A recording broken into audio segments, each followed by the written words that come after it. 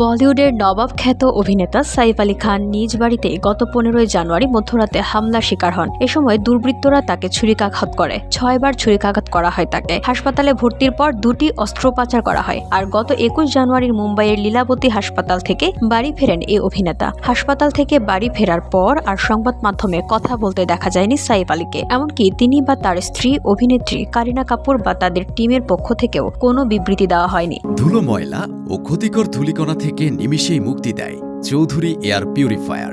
এর শক্তিশালী সাকশন ঘরের কোনায় কোনায় লুকিয়ে থাকা সকল ধুলা টেনে ফিল্টার করে এবং বের করে আনে নির্মল ও স্বাস্থ্যকর হাওয়া।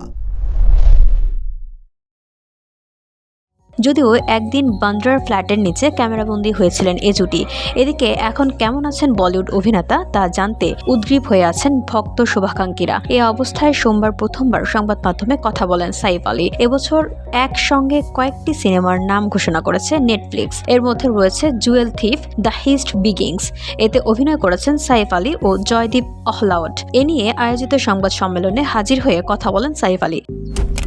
মালয়েশিয়ান প্রযুক্তিতে তৈরি অত্যাধুনিক cleaning machine modern vacuum cleaner যে কোনো ধরনের ধুলো ময়লাকে পরিষ্কার করে ঘরকে করে তুলুন চকচকে ও আকর্ষণীয়। Modem, brand of luxury.